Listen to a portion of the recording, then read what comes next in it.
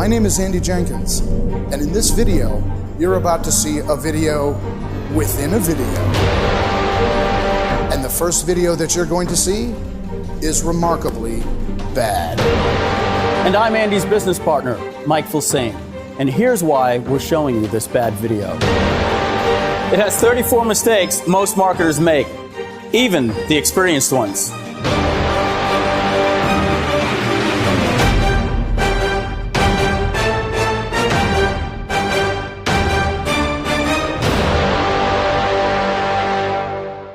Now, all of the mistakes fit into three categories. There's the geeky stuff like encoding and audio levels, white balance, and aspect ratios. Then there's the visual stuff like bad camera framing, poor exposure, ugly design, and distracting sets. And finally, there's the terrible message, weak calls to action, pointless feature thumping, and the utter lack of benefits to the viewer. We don't expect you to spot all of the mistakes, especially if you're new to video marketing. In fact, in order to help you follow along, every time there's a mistake, we'll flash a little icon. But here's what this video is really all about. Honestly, making bad videos is pretty easy. The majority of video marketers don't need our help with that. What we're excited about is what comes after the bad video, because after you endure this excruciating video, it really is a tour de force of horrible. Mike and I are gonna do a shop-by-shop review of that video, explain what was wrong, and tell you how to fix it. Welcome to Video Genesis.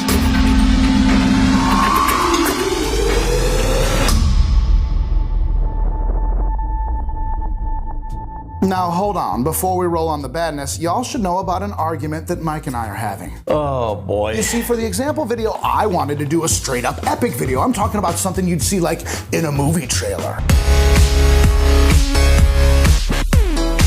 Or a really cool lightsaber battle.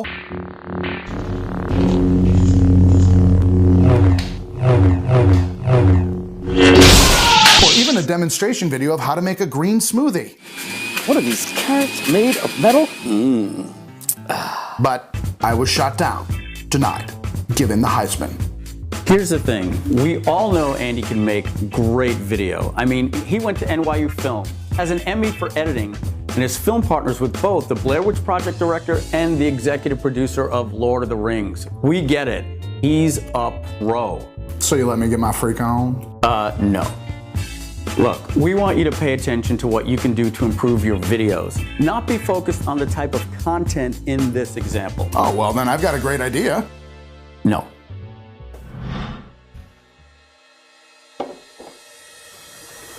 So Mike has talked me into doing a video about, brace yourselves, to-do lists.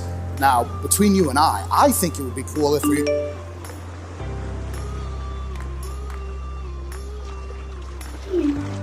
Just to be absolutely clear, this example video is meant to be bad and in no way reflects what we think a video should ever be.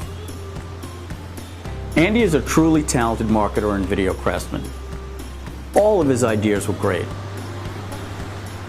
But for this one, let's just focus on the mistakes that even experienced marketers are making today. This video is bad, but don't blame Andy or Mike. They just wanted to be sure you know how to make your videos right. Here we go.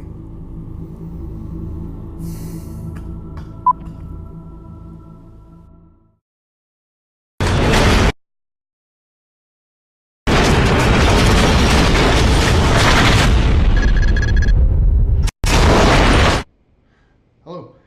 Today we're going to take a look at some excellent to-do software. It's called Trello, and it's from a company called Fog Creek Software. There's a business version that's available for only $25 a month. And so let's go ahead and take a look at it and see if Trello is right for you. Okay, so check it out. You can pick any browser, so let's pick Firefox like this, and we're going to enter the URL http://www.trello.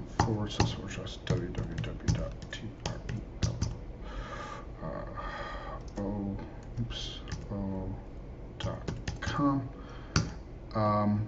Okay, and we'll just log in, and I'm just gonna, so you know, you can't see my email address.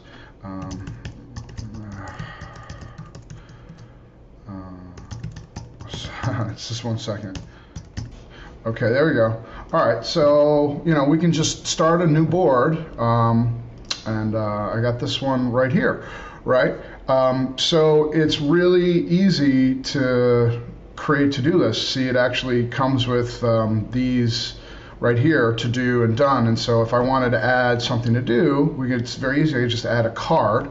So I can put to do and click add, right? And then I could do something else. See how easy that is? Do important, do something else too, and how about, you know, because do now. Now, there we go. All right, cool. So now once you have things entered, like you can move them around. So I can just grab it and drag it up here.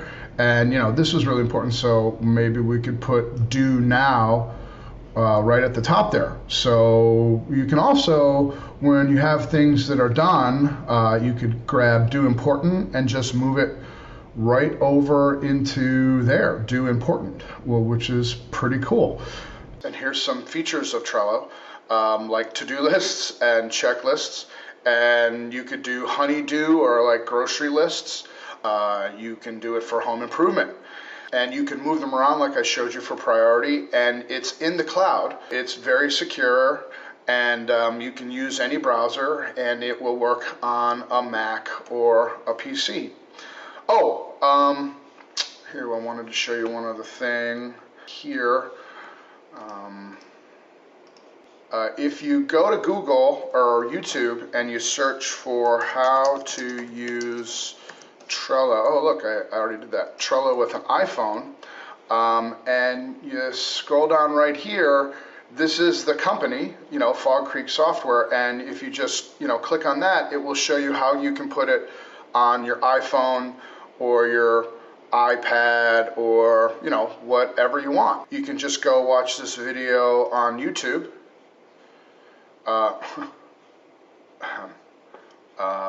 Wait. Yeah, and just go to this address and you can watch it. This address right here. So thank you for watching this video. Remember, you can get Trello for only $25 a month, and it will do any kind of to-do list, and it works on a Mac or a PC. So go ahead and send this video to a friend if you think it's something that they could use, if you know Trello is the kind of to-do list that you think that they could use. Thank you. Baby Jesus, we're sorry that we hurt you with that horrifying little bit. Baby Jesus will fix it forever and you'll never have to see it again.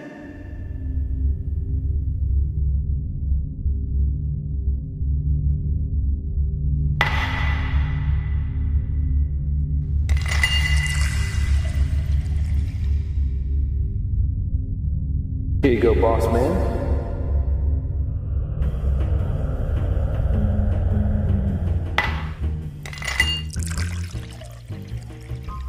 Here you go, boss man. Enjoy. What are you drinking there, sport? Pure misery. You did over-exaggerate the badness. Yeah. You know, my mother just saw that. Your mother, the author? Yeah. Your mother, the best-selling author? Yeah. Look, we've all seen videos like this before. And we also know that people watching this are probably not making all the mistakes you just made. Comforting. That's just what a video looks like when you've got one mistake every 7 seconds. It's a train wreck, and I blame you. Maybe they're not making all of them, but Smart Money says they're making at least 10. Yeah, you know, this is a classic good news, bad news situation. The bad news is... Y'all can't afford to make even one mistake anymore. That's right. Remember that test video we did on YouTube? Mm-hmm. Remember that audience retention stats, how they dipped at one point where we did some shenanigans? Yeah, I remember, because I intentionally screwed up the audio during that part. For science. And not as bad as you just saw in the Bad Andy video. Remember what they used to say about video? Just do video. Yeah, it doesn't need to be any good. It works even if it's bad. Yeah, that's just not true anymore, girl. But here's the good news. Every one of those mistakes, I can teach anyone how to fix in 4 sentences or less. You just need to know what to look out for and what to tweak. So no one needs to throw out their camera? Nope. Or buy a new microphone? Nope. Or a bunch of new software? Nope. Or expensive video lights? No, that last part of the Bad Andy video where I was on camera didn't even use video lights, but it was still properly lit and exposed. Pretty good. Pretty good. Pretty good. Well done. So we're not talking about a massive overhaul. Exactly. So how about I do this? I show some intelligent, deliberate, but tiny little tweaks in each one of those 3 categories. The geeky stuff, the visual stuff, the message stuff. And when you stack all those tweaks up, they create a vastly superior marketing video. Bossy marketing video.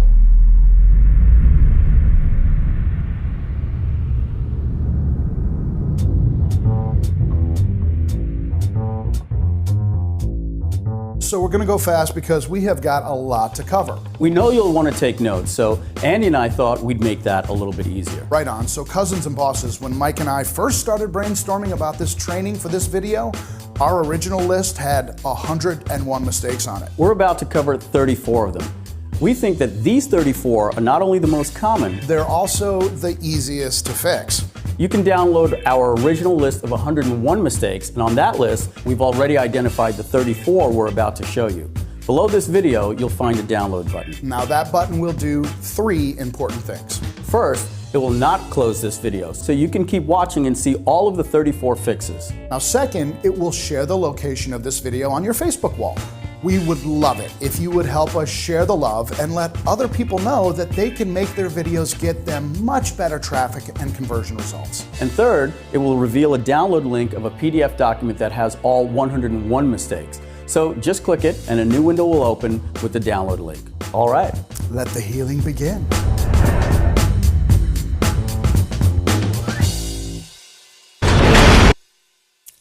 Whoa, we didn't get far here. What's the mistake? Well, Mike, this is the nature of encoding for the web. When you start out your video with a complex and dynamic visual like this, there's a lot of data that needs to be immediately sent to the viewer from the very first frame that the video starts. So instead of doing that, try starting out your videos with a very simple visual. One that doesn't fill up the interweb pipes and that the viewer's device, their video player, will have a chance to preload your video. Which brings us to the next issue. The video is leading with a logo animation. Yep, and this logo animation is pretty much worthless. It's not even that good, but it's about a company and what it does. But that really doesn't give an immediate benefit to the viewer, you know what I mean? So what you want to do is start with something called a cold open. Now, a cold open is a very simple, immediate hook that states exactly what the benefit to the viewer and what they will receive when they watch the video. Then you can play your fancy logo animation. That's really loud. Yeah, that's called over-modulated audio. So the signal is actually getting distorted because, there's too much of it. So here's the rule of thumb. Make sure your loudest signal stays in the yellow on the little graph that measures your audio, the little green bar, and then you add something called a limiter to keep the signal from over-modulation. Hello. Today we're going to take a look at some excellent to-do software. So what happened there? There was a big pause before you started speaking. Yep, that's called a pregnant pause, and it sucks out any energy you might have gained from your fancy animation. So here's the answer. Tighten up all of your edits. So what you want to do is 6 frames before you start speaking, that's the start point of that shot. That's dark, but there's a lot of light in the background of the window. So how did that happen? Yep, I see this all the time. When you're using a camera that has auto exposure, the surest way to confuse it is to put a big bright light somewhere in the frame. Now it's trying to expose for both the bright light and for my face, and it has failed at both. So here's how you deal with this. A, don't have big bright lights in your shooting frame, right? B, always adjust your camera so the face is exposed properly. Don't worry about anything else. It can blow out, it can be too dark, but if the face is right, you're golden. And C, dramatic shadows are for episodes of like CSI Alaska or a thriller of the week. Get a lot of even light on both sides of the face until you can see the glint in their eye, baby. Yeah. Okay, Andy, this is Southern California. So why did it look so cold in that shot? Well, because the white balance of the camera is way off. It's actually trying to correct for interior light, but there's a lot of exterior light, which is blue coming in. So you use your camera's white balance feature to set the white point in the frame. Then all that bluishness will actually be white. Cool. What's wrong with the framing of this shot? Well, there's a lot wrong with this shot, so let's take it one at a time. First, it's the headroom. Now, there's enough space between the top of my freakishly large head and the top of the frame to drive a bus through. So what you want to do is tilt down so that there's just enough room for the space of a hand balled up the fist at the top of the frame. Cool. And that's how you frame that shot. B is the camera height. Like a lot of videos that are shot with, laptop webcams, this camera is far too low. So the rule of thumb is simple. The lens of the camera should be at the same height as the subject eyes are. Today, we're going to take a look. Now, I notice here the sound was really low. How did that happen? Yeah, you're going to hear this kind of stuff when you're using different microphones or cameras. The trick is to do something called normalizing your audio. So for every track of audio you have, you want to normalize that track so it'll even out the levels and give you as much volume as possible without doing that overmodulation like we saw with that logo. Today, we're going to take a look. Now, this one was obvious. Even I noticed. The sound was only coming out of one speaker. Yeah, so some editing programs make this mistake. Make sure that if you're only getting one channel of audio, like a lot of microphones are one channel, that audio, once it goes into your editing program, is panned center. Or take a stereo audio track and put it on a mono track. That way everything comes out the middle. Cool. Now this one, I happen to say, I love your shirt, but there was some Charlie Brown stuff going on with the imaging there. What happened there? It's a nice shirt, but it's not a nice shirt for a video. You see the little jaggies that you pointed out there, that's called moire. It's especially bad with DSL cameras because of something called sensor crop. So the bottom line is don't mess with tight patterns. Wear solid colors and only use solid black or white if you really know what you're doing with lighting. Hello. Today, we're going to... Who are you? You're just asking this now? Right. Actually, you make a good point. There's nothing to identify me. No graphic, called a lower third. And I actually don't identify myself on camera. And that's rookie mistake, man. So we're going to take a look at some excellent to-do software. It's called Trello. And it's a company called Fog Creek Software. A business version that's available. That's a bad edit. That one cracks me up. Your head is here, and suddenly it pops over here. Yeah, that's called a jump cut. Not a good Blair Witch style jump cut, but a bad, rookie, glaringly obvious jump cut. So you see that when people try to cut out part of a bad take. Now, this example was done with one take, and there was a mistake. So to fix that, you've got a couple of options. So option one is, hey guys, do another clean take. Option two, when you make a mistake, instead of trying to do just another full mistake-free take, just zoom the camera in. It's called changing the focal length, and you do something called a pickup, which is talking right before you made the mistake. Now, option three, if you've only got one take and you need to make that cut work, in your edit software, you can increase the scale of your video clip after the cut so it looks like you've zoomed in. Oh, yeah. Which option do you use most? Option three. Even if I don't make a mistake during a take, I'll still do the edit zooms because changing focal lengths makes a more dynamic tempo and pacing because there's more cuts. For only $25 a month. And so let's go ahead and take a look at it and see if Trello is right for you. Here, the whole open is just bad from a message standpoint. Yeah, you got that right, man. So number one, there's no hook. There's nothing promised to the viewer. No increase in productivity, no new and improved way of doing to-do lists, no curiosity, no fascination. Dude, it's awful. And then number two, you've got the price reveal. Important safety tip, marketers. It doesn't matter if the product that you're selling costs a nickel. If you don't demonstrate the value of your product before you introduce the price, then the value to your viewer is zero. And number 3, and see if it's right for you, question mark? I mean, if you don't think it's right for them, then why in Harry Potter's name are you wasting time making a video about it? Don't be weak. If you're going to invest your time and energy into promoting a product and ask for your viewers' precious, limited attention, the product in question better be life-changing, even if it is just a to-do list. So let's go ahead and take a look at it and see if Trello is right for you. I've seen that one way too many times, reaching out to the camera to turn it off. Yeah, I put it in there as a bit of a goof, but the fact of the matter is, just cut it out, right? Just like we said before, 6 frames after you stop speaking, start your transition to the next scene. You don't have to wait for people to settle. You want to get out as fast as possible.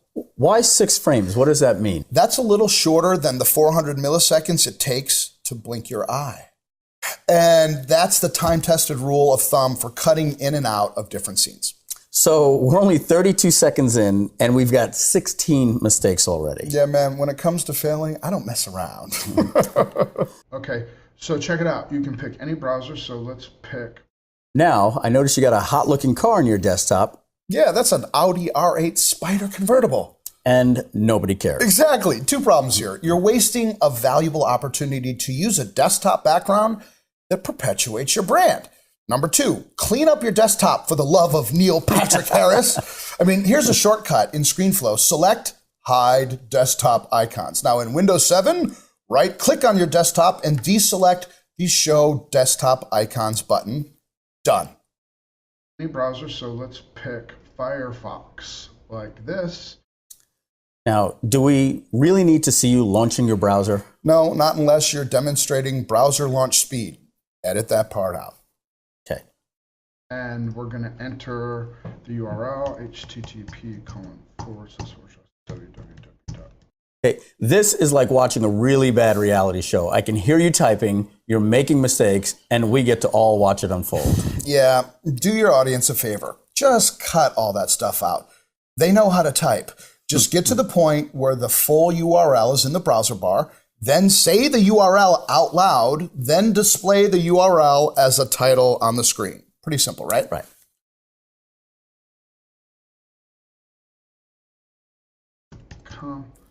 It's so small. I was born that way. Cut. It's so small. That's what she said. Oh, come on, guys. It's really hard to read the text. It is. So you've got to zoom, baby, zoom. Use your screen capture software and zoom the area of interest up until it's completely obvious what you're trying to show them. Just log in, and I'm just going to, you can't see my email address.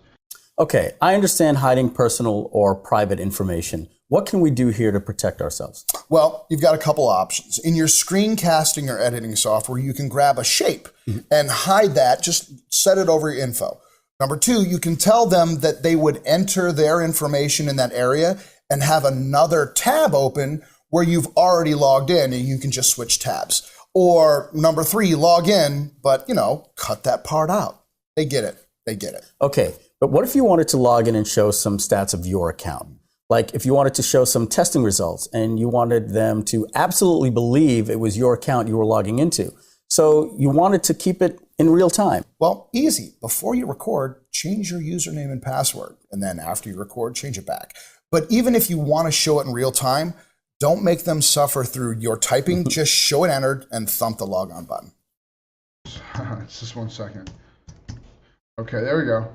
All right, so, we can just start a new board. And I got this one right here, right?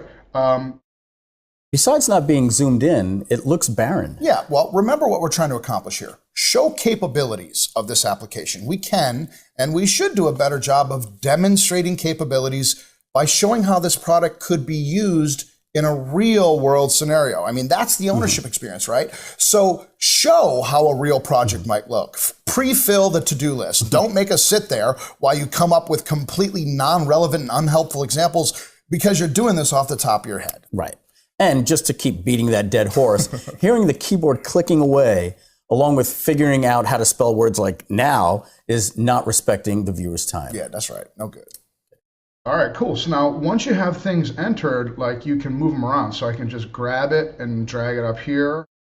You say you can move it around and stuff. What's missing here? Well, the why. Yes, we can move it around. But why is that important? What benefit would that be to a user? I mean, what circumstances would compel us to move something around? When you're showing how to do something, don't ever forget to explain why the user might want to be motivated to do that and what the benefit to the user is once they've done it. Logical. Well, which is pretty cool. And here's some features of Trello.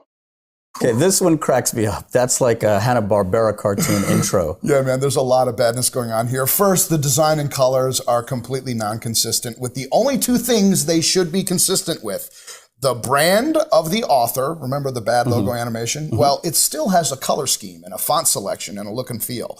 And at the very least, the slides should reinforce that brand. It might be nice if there was a little brand logo somewhere on the screen too, you know, like a little bug.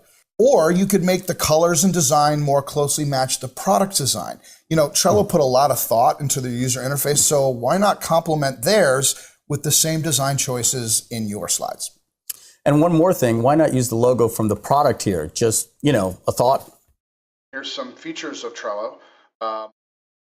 What's with the black bars on the side? Well, that's a mistake. Shocking, I know. So that's called a pillar box. Instead of a letter box, you know, where you've got those black strips on the top and bottom of your video, a pillar box has them on the sides. So this is caused by choosing a slide size, you know, in Keynote, that is a square aspect ratio. Now, square is 4:3, like the old televisions we used to have. The ones with the tubes. Right, exactly. So most all video today is a rectangular aspect ratio, otherwise known as 16:9 widescreen. And that's what you get when you put a square image inside of a rectangular frame. So the deal is, whatever the dimensions are of your live video, make sure that you use the same aspect ratio for your slides. Gotcha. And it's usually 16:9. Gotcha, cool. And here's some features of Trello, like to-do lists. Whoa, this sounds different. Yeah, I used yet another type of microphone to record this. So here's the rule of thumb.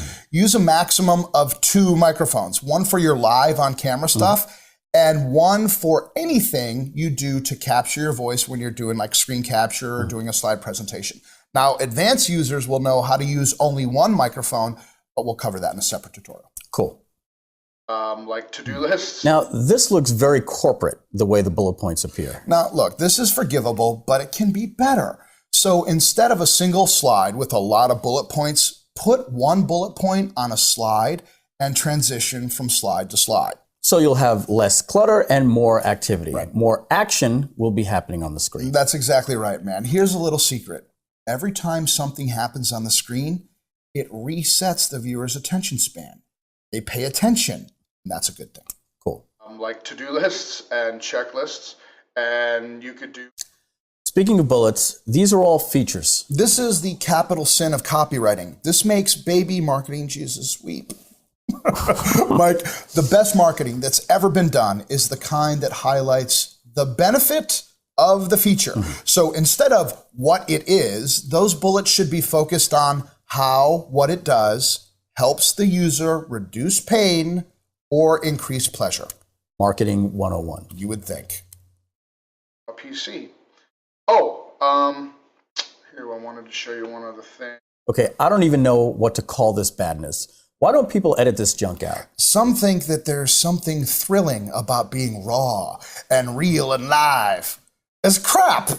I mean, it looks amateur, it sounds amateur, it's amateur, period. So now others get stuck because they don't know how to edit out the visual clutter, but keep what they said in their audio preserved. So here's my advice. If you ever forget to say something that you want to show, just take a pause, run through it in your head, and start the segment again. You can cut out the pause and the edit with your screen capture software, right? Or they could do what the pros do and make a script so there's nothing to forget.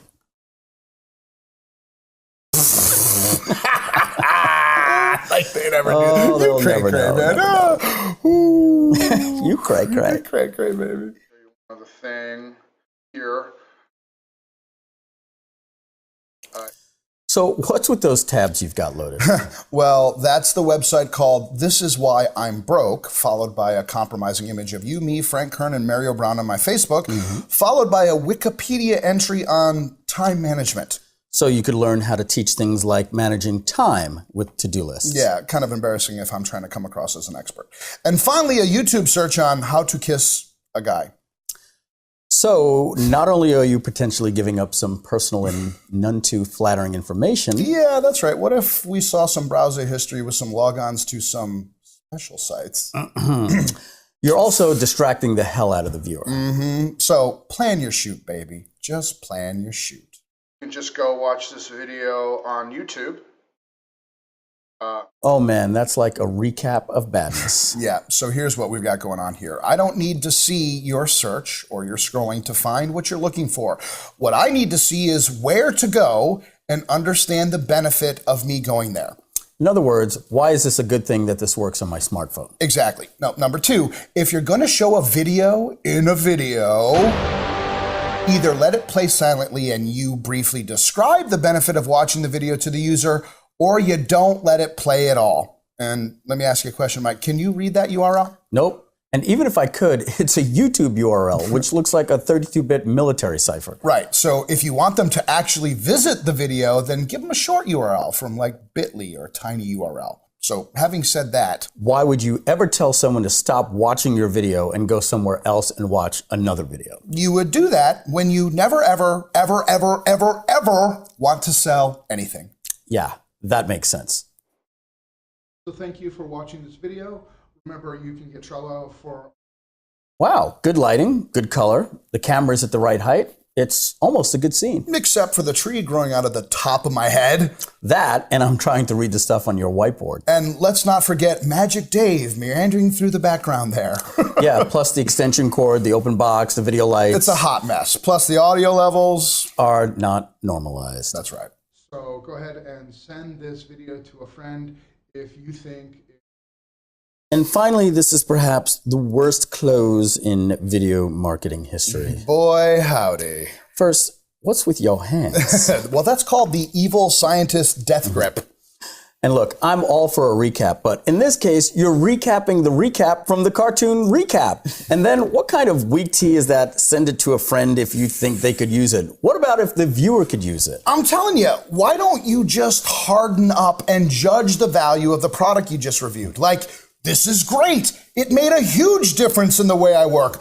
I highly recommend it. Why are people so afraid to sell? When it comes time for them to make an offer, even if it's an affiliate offer, why do they walk right up to the point of the close and utterly fail to ask for the sale? Well, maybe it's because they know their video looks and sounds ghetto, just like yours used to. And that kills their confidence. And that lack of confidence shows up when they try to sell anything. You've been practicing that speech? A little bit, yeah, a little bit. Did I rush it? I felt like I rushed it. No, it was good. I liked it. Yeah, The ghetto video thing was a little harsh. sorry, Let's get out of here. my man.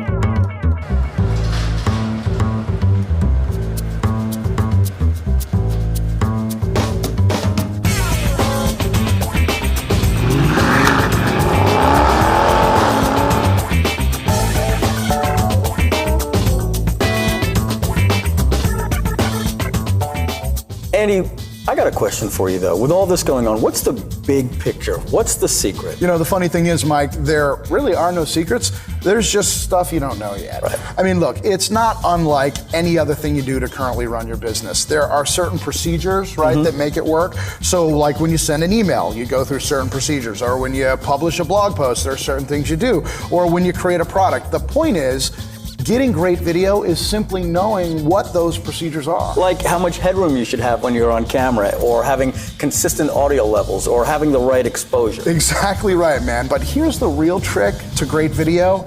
its excellent message structure. Like using a cold open to hook viewers' attention and building value through benefits, and of course, strong call to action. And here's one thing that we can never forget is show, don't just tell. I mean, ever since the first projector lit up a theater 100 years ago, the moving picture medium has been using showing details to tell a story or to deliver the news. And sell products. Exactly. Right. Give me that. Bum, bum,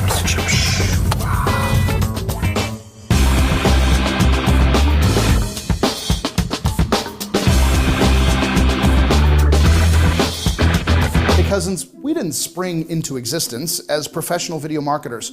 We started out like you, just take it one step at a time. Learn a little more and do things a little differently with each video you make. Okay, gang, here's what you need to do next.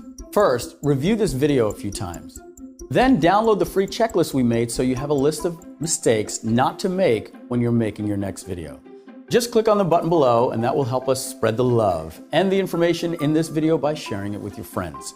And it will give you a download link to the 101 video mistakes, like a boss. Like a boss. Speaking of the next video, Mike and I thought it would be cool for you to see what a fixed version of the bad video looks like.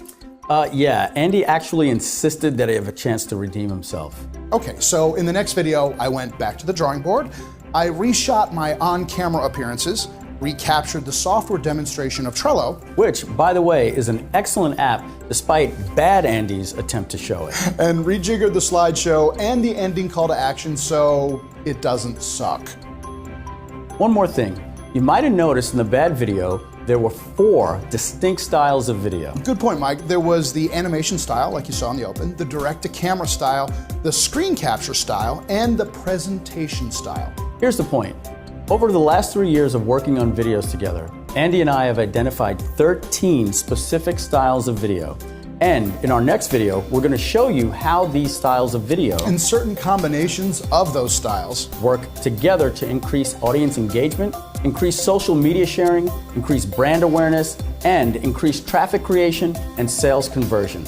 Stack all of those increases together, and the result is more customers for your business. Folks, it's strong training. Mike and I have tested about $1 million worth of traffic against these concepts, so seriously, don't miss it. Thanks for watching our video. Seriously, this has been a ton of fun, and we really do hope you learned a lot. If you did, please do us the honor of having your comments, and if you're into social media and sharing, there are some like, share, retweet, and +1 buttons on this page. Give them a thumb for us, and we'll get to work on getting you the next Video Genesis training video. Friends, you can do this stuff. See you in the next video. Get 'em.